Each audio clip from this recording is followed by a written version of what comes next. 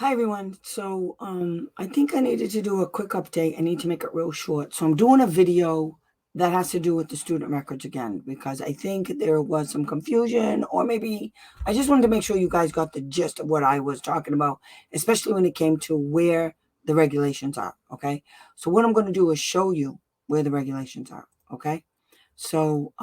Okay. So I have it saved on my desktop because I don't have time. I anything that I use a lot of, I save it on my desktop. Okay, so it brought me right to where it is, and I'm going to put a link below where you guys can get this. Okay, so what I want to do is talk about the laws or the regulations for student records. So just happen to know what that is, and it's best if you know what it is. That way, it's easier to find.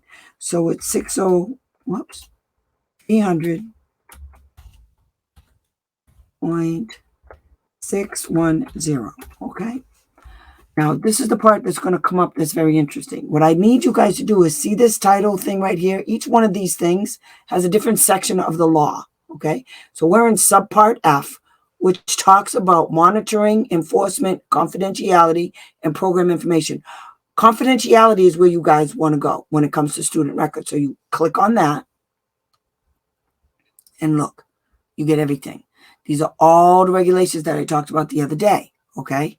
So what you have to do is you click on stuff and it'll tell you when and how they can, like for this one, when they can charge a fee.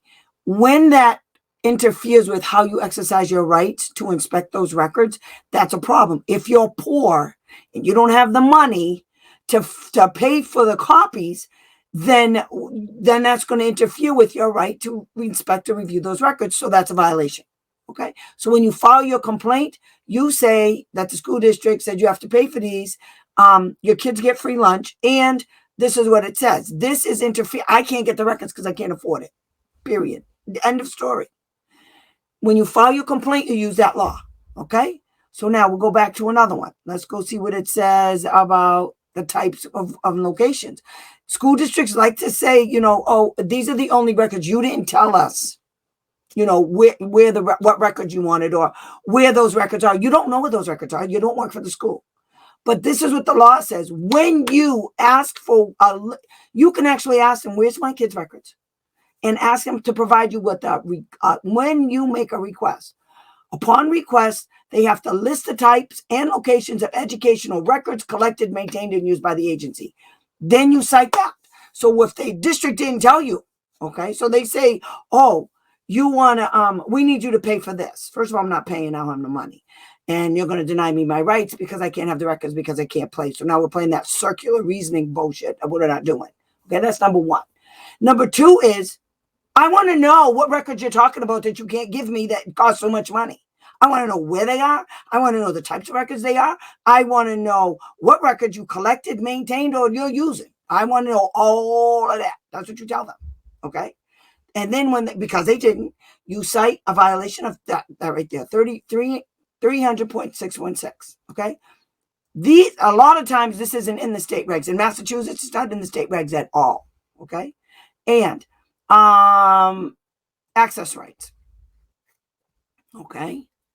This is what they have to do. They have to permit you to inspect and review the records relating to the child and all of that stuff we just talked about.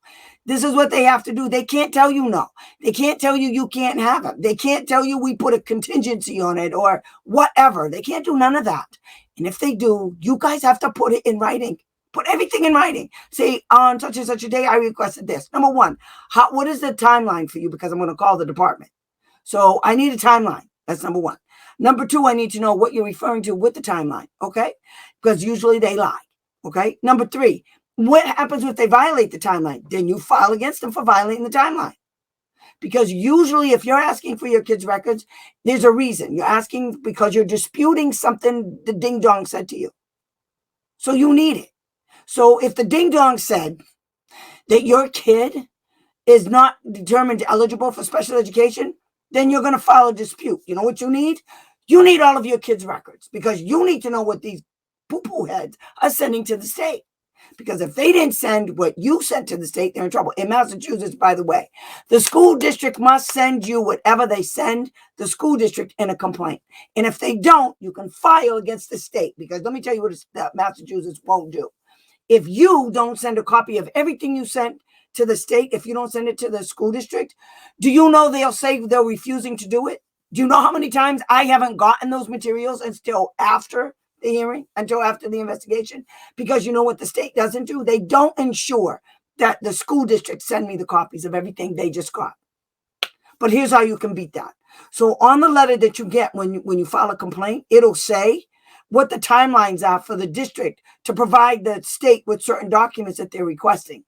So what you do is, on that date that's on that letter, you contact the state and say, hey, did you get the records? Because you know who didn't? I didn't. I need you to tell the school district to send me the records, or you're not going to use any of their material, just like you tell me.